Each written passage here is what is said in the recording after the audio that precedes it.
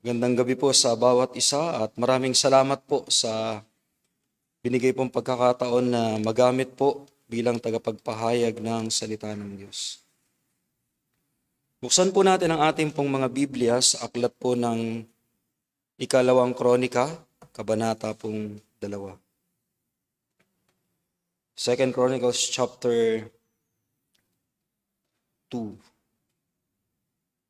Akin pong babasahin ang buong kabanata at sundan po ninyo ako sa inyo pong mga Biblia. Sabi po dito sa wikang Tagalog, nagpasya si Solomon na magtayo ng templo na kung saan ay sasambahin si Yahweh at ng palasyo para sa kanyang sarili. Naglagay si Solomon ng 80,000 katao na tagatibag ng bato sa kabundukan, 7,000 tagahakot at 3,600 tagapamahala. Pagkatapos ay sumulat siya kay Haring Hiram ng Tiro na ganito ang sinasabi, "Kung paano ninyo pinakitunguhan ang aking amang si David at pinadalhan ninyo ng mga kahoy na cedar na ginamit niya sa pagtatayo ng kanyang palasyo, gayon din po sana ang gawin ninyo sa akin.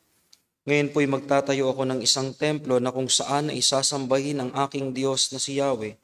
Magiging banal na lugar iyon para sa kanya bilang dakong sunugan ng insenso at ng pag-aalay ng tinapay at handog na susunugin sa umaga, sa hapon, sa araw ng pamamahinga, sa pista ng bagong buwan at sa mga takdang kapistahan ni Yahweh na aming Diyos, sapagkat ito'y utos sa Israel magpakailanman. Malaki ang templong ipatatayo ko sapagkat mas dakila ang aking Diyos kaysa alinmang Diyos. Ngunit sino nga ba ang makakapagtayo ng isang templong maaaring tirahan niya gayong maging sa kataas-taasang langit ay hindi siya magkasya? At sino naman ako upang ipagtayo siya ng templo? Ang ipatatayo ko'y isa lamang templong mapagsusunugan ng mga handog sa harap niya. Kaya kung maaari, padalhan ninyo ako ng isang taong mahusay na panday ng ginto, pilak, tanso at bakal. Sanay humabi ng mga telang kulay ube, pula at asul, at mahusay din naman sa pag-ukit. Siya ang mamamahala sa aking mga manggagawa rito sa Juda at sa Jerusalem, sa mga tauhang inihanda ng aking amang si David. Padalhan din ninyo ako ng mga kahoy na cedar, sipres at algum na galing sa Lebanon. Alam kong biyasa ang mga tauhan ninyo sa pagputol ng kahoy sa Lebanon. Magpapadala ako ng aking mga tauhan upang tumulong. Maraming kahoy ang kailangan kong ihanda sapagkat malaki at kahanga-hanga ang templong aking ipatatayo. Ako ang bahala sa pagkain ng inyong mga tauhang magpuputol ng kahoy. Bibigyan ko sila ng 20,000 malalaking sisidlan na puno ng trigo, 20,000 malalaking sisidlan na puno ng sebada, 2,000 malalaking sisidlan na puno ng alak at 2,000 malalaking sisidlan na puno ng langis. Ganito rin naman ang sagot ni Haring Hiram. Dahil sa pag-ibig ni Yahweh sa kanyang bayan, kayo ang ginawa niyang hari. Purihin si Yahweh, ang Diyos ng Israel na lumikha ng langit at lupa. Binigyan niya si Haring David ng isang anak na matalino, may karunungan at kaalaman na siyang magtatayo ng templo ni Yahweh at ng kanyang palasyo. At ngayon, papupuntahin ko sa inyo si Huram, isang taong matalino at mahusay sa lahat ng trabaho. Ang ina niya ay mula sa lipi ni Dan, taga Tiro, naman ang kanyang ama. Isa siyang mahusay na panday ng ginto, pilak, tanso, bakal, bato at kahoy. Sanay siyang gumawa ng mga kagamitang bato o kahoy man. Biyasa siyang humabi ng mga telang kulay ube, pula at asul at ng linong mamamahalin. Magaling ding siyang umukit ng anumang uri ng disenyong ipagagawa sa kanya. Kaya niyang gawin ang anumang iutos ninyo sa kanya, kasama ng mga manggagawa ninyo at ng inyong mahal na amang si David. Kaya ipadala ninyo rito ang trigo, sebada, langis at alak na inyong ipinangako. At magpapaputol na kami ng lahat ng kahoy na kailangan ninyo mula sa Lebanon ay palulutangin namin sa dagat ang mga kahoy hanggang Jopa. Buhat naman doon ay kayo na ang magpahakot patungo diyan sa Jerusalem. Ipinakuha ni Solomon ang bilang ng lahat ng dayuhan sa Israel tulad ng ginawa ni David at ang nabilang nila ay 153,600. dayuhan. Inatasan niya ang 70,000 katao sa paghahakot at ang 80,000 sa pagtitibag ng bato sa bundok. At ang 3,600 naman ay ginawa niyang tagapamahala ng mga manggagawa. Pagpalain po ng Diyos ang ating pong mga talatang binasa. Tayo po ay dumulog sa Panginoon at magpasalamat sa kanyang mga salita. Let's pray. Panginoon naming Diyos, aming amang nasa langit, maraming salamat po sa inyo pong mga salita na patuloy na nagiging gabay po namin upang kayo po ay amin pong mapaglingkuran, amin pong maganap ang inyo pong layunin sa amin pong mga buhay.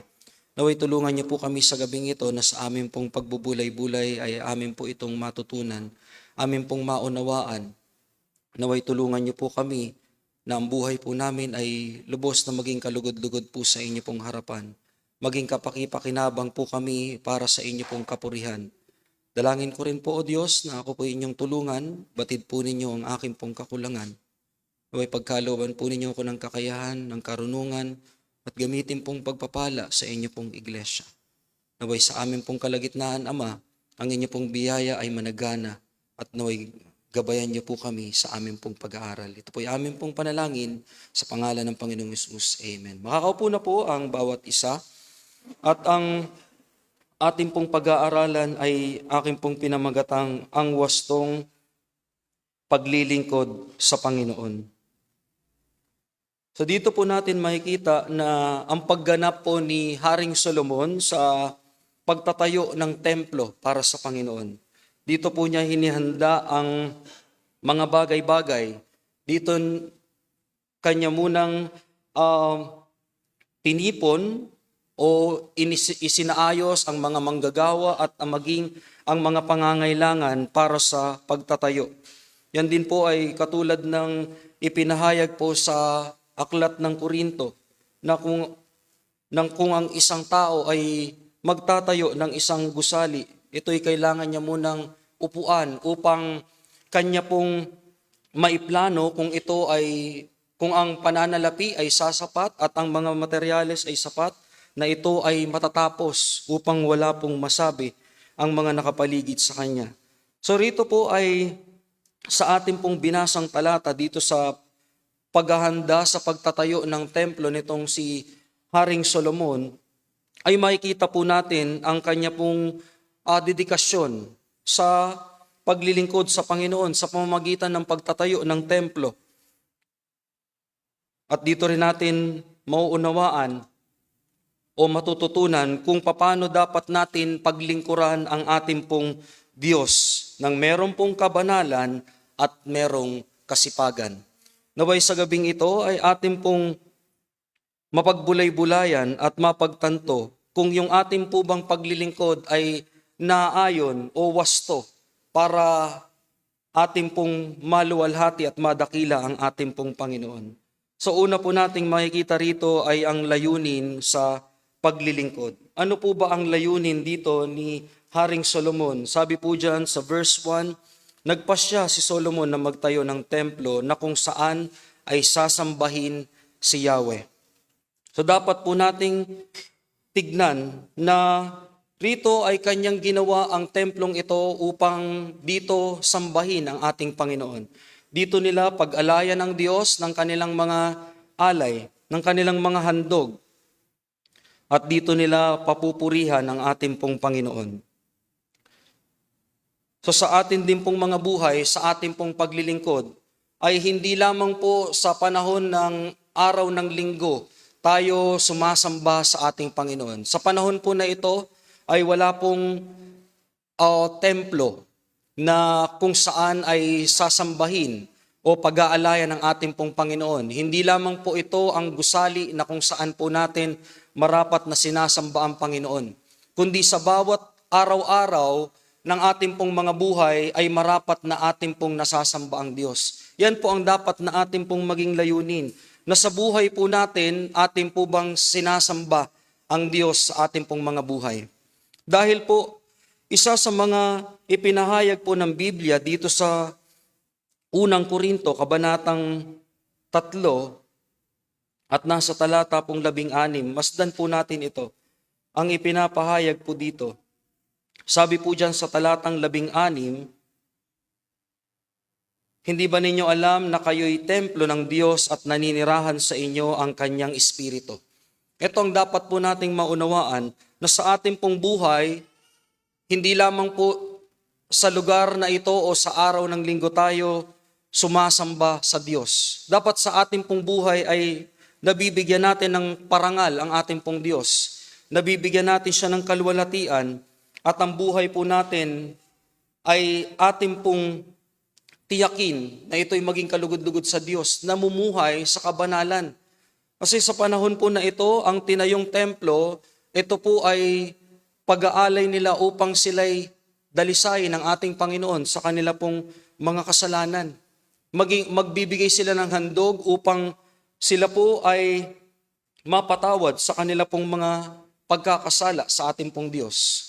Sa ating timpong buhay, naway ating pong matiyak na sa ating pong pagsamba sa ating Diyos, paglapit sa ating Panginoon, sa araw-araw ng ating pong buhay, ay meron tayong tamang layunin.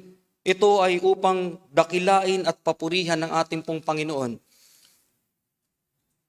Na tayo'y sumasamba sa Diyos, naglilingkod sa ating Panginoon ng meron pong tamang pamumuhay. Masdan po natin, dito sa aklat po ng Roma, Kabanatang 12. Sabi po dyan, kaya nga mga kapatid, alang-alang sa masaganang habag ng Diyos sa atin, ako'y nakikiusap na ialay ninyo ang inyong sarili bilang isang handog na buhay. At sabi dyan, banal at kalugod-lugod sa Diyos, ito ang karapat-dapat na pagsamba ninyo sa Diyos. Dito sa ating pong mga buhay, kung ito'y ating pong papagamit sa Panginoon, sabi rito karapat-dapat. Ito yung ating pong layunin na mabigyan natin ng parangalang ating pong Diyos sapagkat sa ating pong paglilingkod at pagsamba sa Kanya ay ang buhay po natin ay banal at kalugod-lugod sa ating pong Diyos. Sabi diyan, ito yung karapat-dapat na pagsamba o paglilingkod natin sa ating pong Panginoon. Ang buhay na pinaging banal at buhay na nakalulugod sa ating pong Panginoon. At pangalawa nating matutunghayan dito po sa 2 Kronika,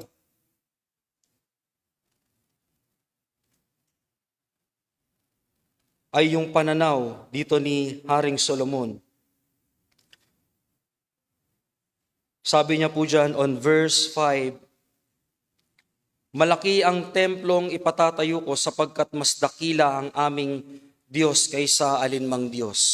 Ito yung kanya pong pananaw. Yung kanyang tinignan ay yung kadakilaan po ng Panginoon na dito sa lugar na ito, dadakilain ng Diyos. Ngunit itong lugar na ito, hindi sasapat sa kadakilaan po ng Diyos. Sabi po dyan on verse 6, ngunit sino nga ba ang makapagtatayo ng isang templong maaaring tirahan niya, gayong maging sa kataas-taasang langit ay hindi siya magkasya?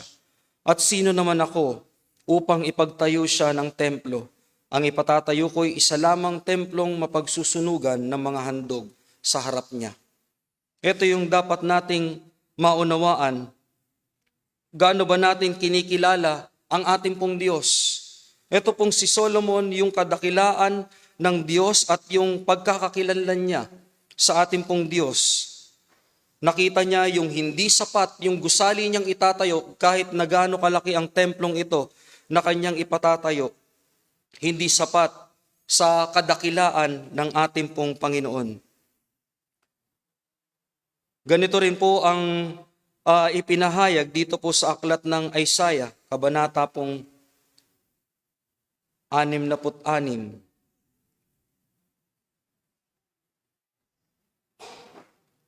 Nasa talata pong 1. Sabi dito, ito ang sabi ni Yahweh, ang aking trono ay ang kalangitan at ang daigdig ng aking tuntungan. At ang daigdig ang aking tungtungan, anong klaseng bahay ang gagawin mo para sa akin? Anong klaseng lugar ang aking titirhan? Ito yung kanyang kapahayagan ng ating pong Panginoon. Sabi rito, yung langit, ito lamang ang kanyang trono. At sabi dito, ang kalupaan, ang daigdig, ito ay tungtungan niya lamang. Ganyan kadakila ang ating Panginoon sa ating pong mga buhay. Ang tunay po nating pagsamba at paglilingkod sa ating pong Panginoon ay nagmumula sa ating pong mga puso, na hindi lamang sa mga gusali o sa anumang mga bagay, panglabas na pangrelihiyon, yung ating pong mga pakitang tao na pagsamba sa ating pong Diyos, kundi mula sa ating pong puso na kinikilala natin kung sino ang ating pong Panginoon, kung sino ang ating pong Diyos, kung gaano siya kadakila at karapat-dapat sa ating pong pagsamba, sa ating pong paglilingkod.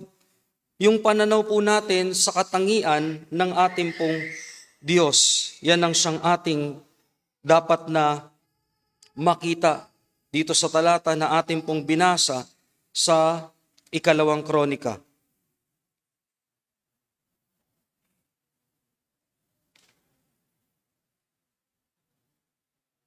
So ang sabi po dyan,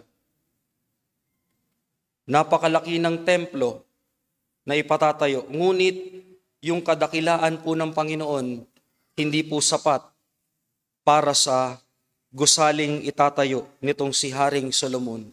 Sa ating pong buhay, gaano ba natin kinikilala ang ating pong pinaglilingkuran? Gaano ba tayo kaseryoso sa ating pong paglilingkod na yung ating pong pinaglilingkuran ay hindi isang ordinaryong nilalang sa mundong ito, kundi siya ay ang dakilang Diyos na may lalang ng langit at lupa.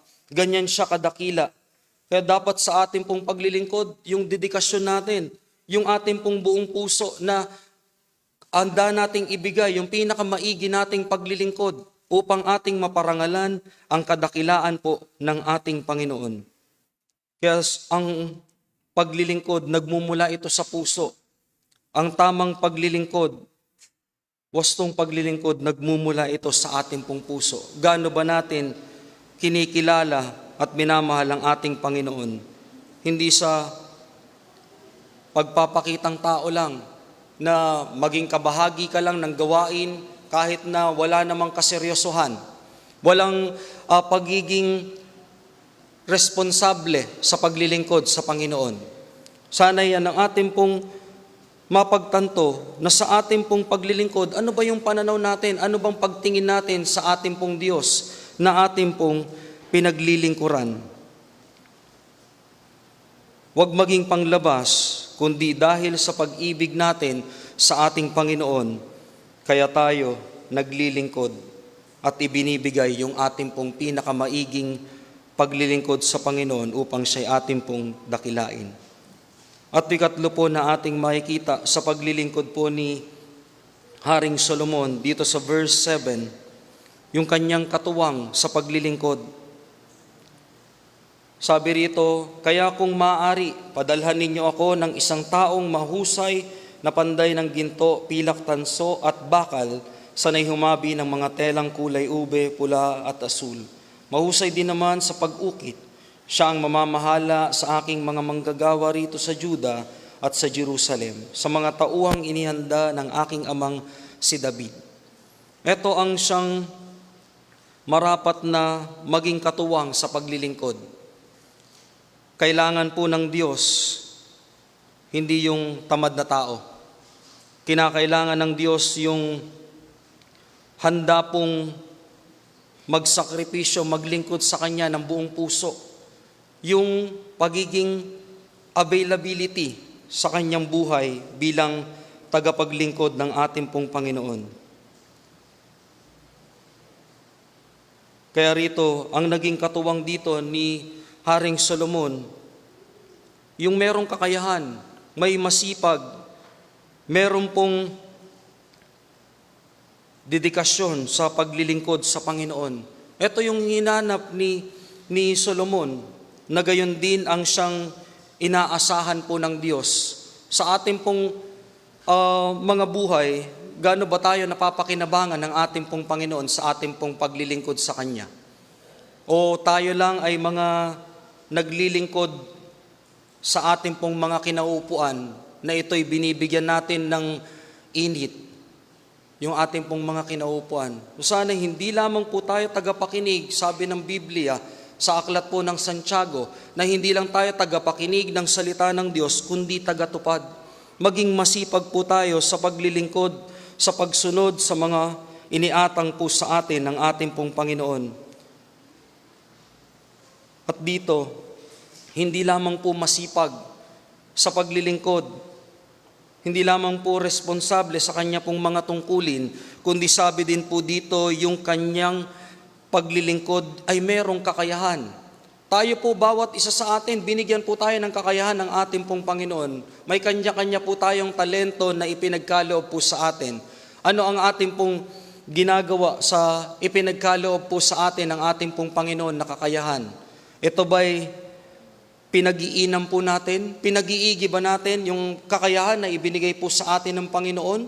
O ito'y nasasayang na lamang ang ating pong mga buhay na hindi po napapakinabangan ng ating pong Diyos sa ating paglilingkod, kundi napapakinabangan na lamang ng mundong ito, yung ating pong mga buhay. Kaya dito, ito ang naging mga katuwang sa paglilingkod nitong si Haring Solomon na handang maglingkod sa Panginoon ng merong kasipagan at merong pong kakayahan, may sapat na kakayahan na paglingkuran o ganapin ang tungkulin na ipapagawa sa Kanya. Kaya sa atin, ano yung tungkulin na nakaatang po sa atin? Ito ba'y ating pong pinagsusumikapan na maganap sa ating pong mga buhay? Alam niyo po, isa sa mga dapat po nating makita na kahangahangang lingkod ng ating pong Panginoon, itong si Apostol Pablo, na kanyang sinabi, yung kanyang buhay ay winalang kabuluhan niya, maganap niya lamang yung tungkulin na ipinagagawa sa kanya ng Panginoon. Yun ay ang maipahayag ang magandang balita. Yan ang po ang pinahayag sa aklat po ng Gawa 20. Yan din sana ang ating pong maging damdamin. Yung buhay po natin, wala na ito sa atin, kundi ito'y walang kabuluhan. Maging makabuluhan ito at kapakipakinabang sa ating pong paglilingkod sa Panginoon. Kaya hindi lang sapat na gusto natin na maglingkod, kundi dapat meron tayong pagsasanay, meron tayong pagpapainam ng kakayahan na ipinagkatiwala po sa atin. Pinag-iigi natin, seryoso tayo sa paglilingkod. Hindi natin nilalaro ang ating pong paglilingkod sa Panginoon. Sa ganitong panahon, ikaw ay mainit sa paglilingkod at lumipas ang ilang panahon, ikaw na naman ay nanlalamig sa paglilingkod. Hindi po tayo seryoso. Kaya dito, ang mga naging katuwang sa paglilingkod ni Haring Solomon ay isang tao na meron pong kasipagan sa paglilingkod at merong kakayahan. Magagawa yung ipagagawa sa kanya nitong si Haring Solomon. At sa atin din pong paglilingkod, katulad po ng sinabi ko po kanina, yung may pag-ibig. Gaano po ba natin minamahal ang Diyos na nagmahal sa atin at nag-alay ng buhay para sa atin? Sabi dito sa Colossians chapter 3 on verse 23. Masdan po natin ang talatang ito. Sabi dito, anuman ang inyong ginagawa, gawin ninyo ng buong puso para sa Panginoon kayo naglilingkod at hindi sa tao. Para sa Panginoon, sabi rito, anuman ang ating pong ginagawa, yung ating pong paglilingkod sa Panginoon, buong puso. Hindi lamang na para mapapurihan tayo ng mga tao na napakagaling nating kumanta, ang galing nating maglingkod sa Panginoon, ang galing natin na gumawa ng mga bagay-bagay para sa gawain. Ngunit ang atin namang damdamin ay hindi wasto para sa ating pong paglilingkod. Gusto lang natin na maging sikat. Gusto lang natin na tayo ay mapapurihan. Hindi po yan ang wastong paglilingkod, kundi sabi dito, gawin natin yung ating pong paglilingkod. Seryoso, may pagmamahal sa Panginoon, merong dedikasyon ng buong puso na ating pong paglilingkuran ang ating pong Diyos at hindi ang tao. Ang ating pong tungkulin, gawin po natin para sa ikaluluwalhati po ng ating pong Panginoon. So, limbagay po na ating makikita dito sa ikalawang Kronika.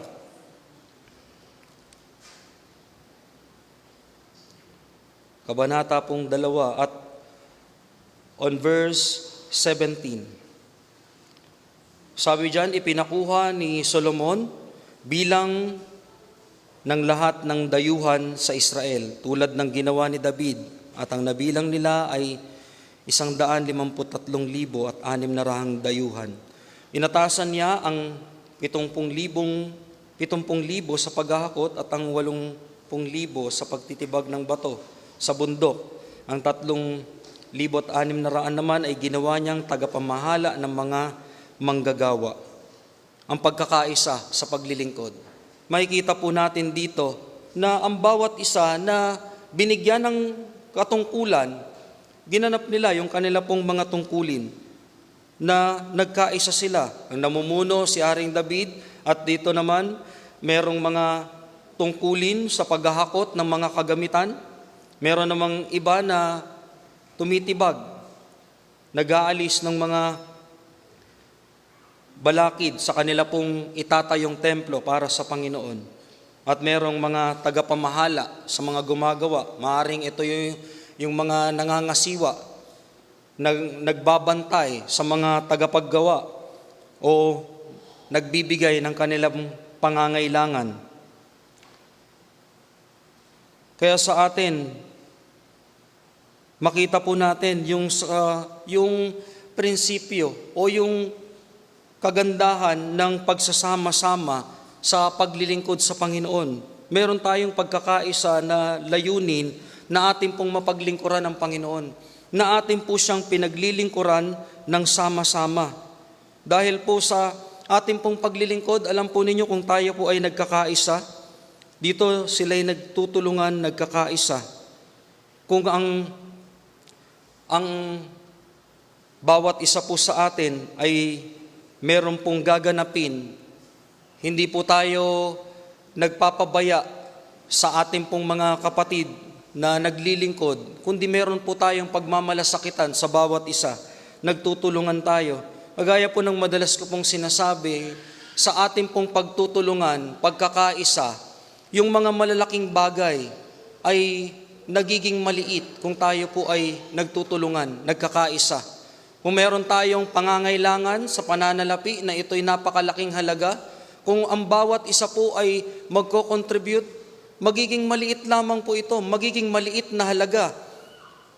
At matitipon po natin, mabubuo yung malaking halaga sa ating pong pagtutulungan.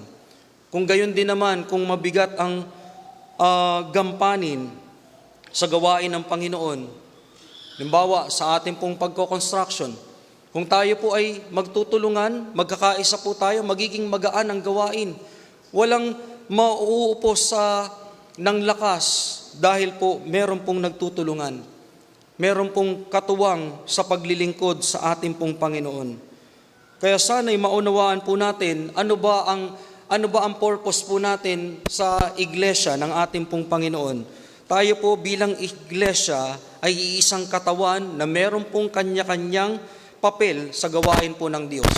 Maliit man yan na papel mo sa gawain ng Panginoon, yan pa rin ay mahalaga sa ating pong Diyos. Kaya wag mong maliitin ang iyong bilang para sa gawain po ng Panginoon. Kundi ang bawat isa po sa atin ay marapat na nagkakaisa at nagiging kapaki-pakinabang sa ating Panginoon.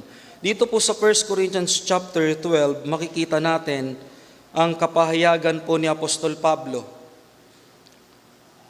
On verse 12, sabi diyan, si Kristo'y tulad ng isang katawan na may maraming bahagi. kahit na binubuo ng iba't ibang bahagi. Ito ay nananatiling iisang katawan. Yan po sana tayo. Iisang katawan tayo. Wala pong paralisado sa atin, kundi tayo pong lahat ay gumagana, nagpa-function at nagiging kapaki-pakinabang po sa ating pong Panginoon.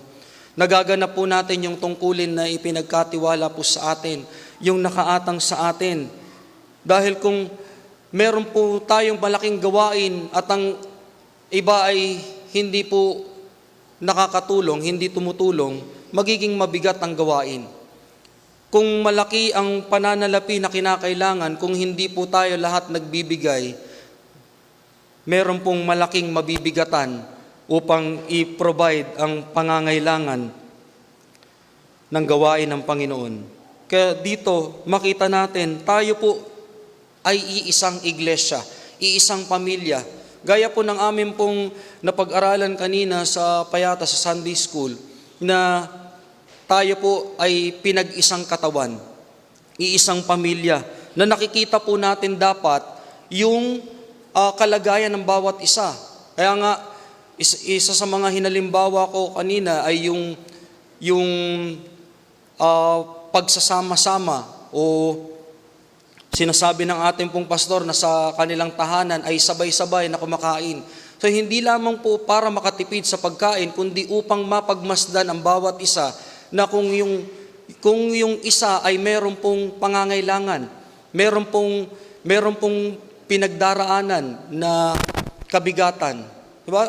Kaya dito, bilang isa pong pamilya, nakikita po natin dapat ang bawat isa ay, eto si kapatid, meron itong kinakailangan na tulong. Meron kinakailangan na bigyan ng encouragement.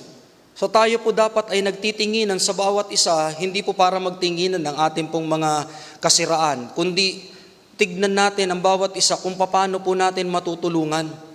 Yan po ang dapat na maging hangarin po natin, na bilang iisang pamilya, ang layunin po natin ay yung mapagaan ang trabaho, ang tungkulin ng bawat isa.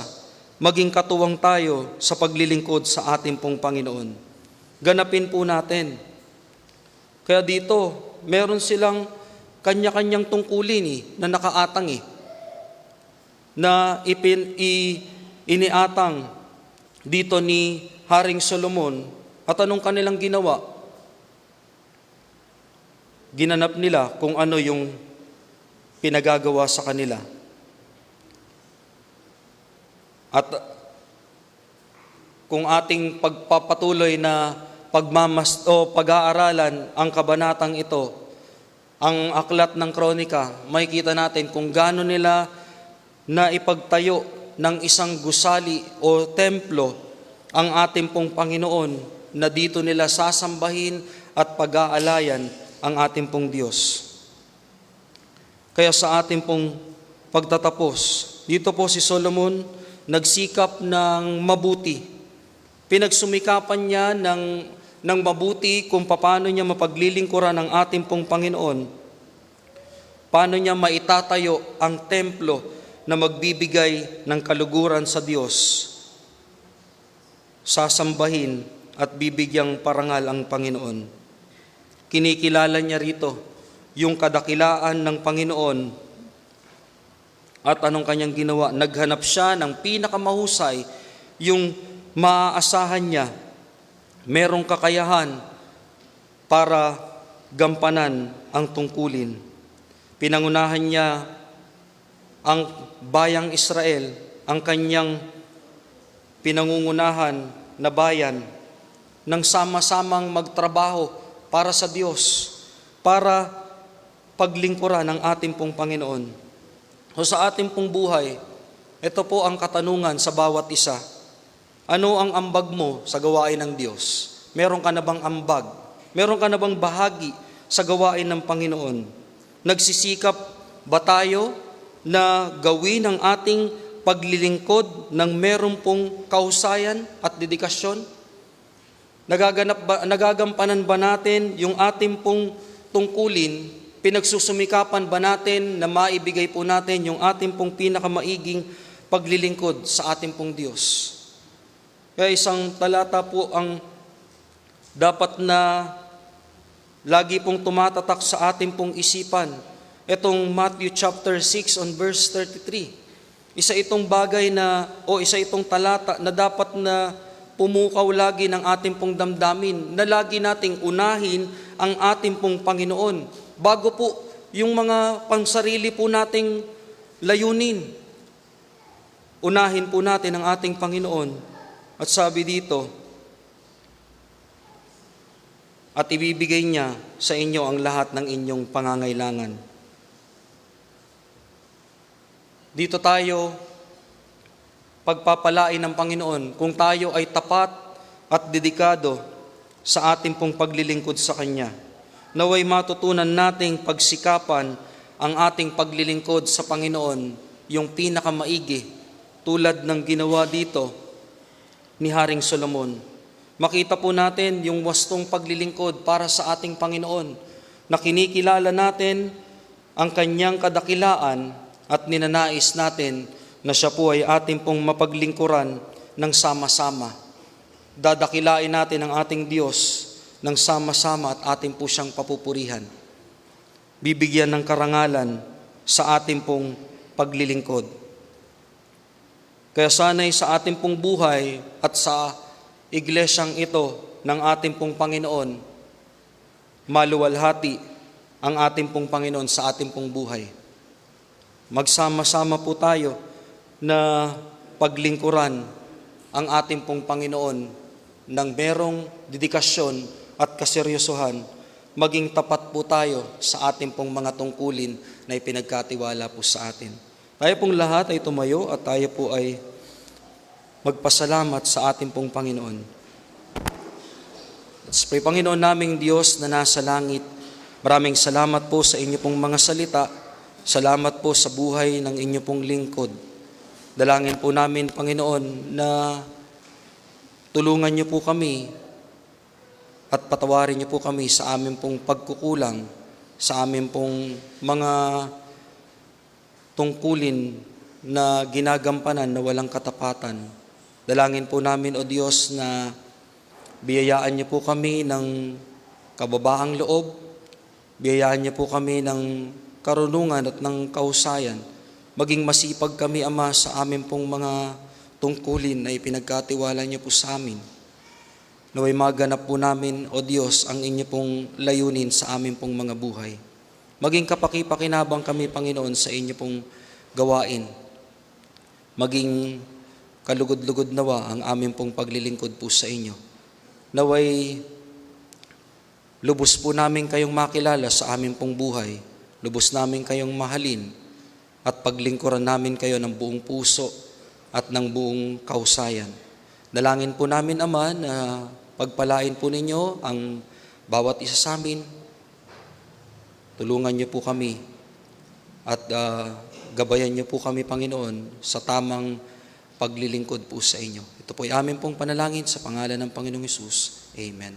Maraming salamat po at tayo po'y dumako sa ating pong pag-aalay ng kaloob sa Panginoon.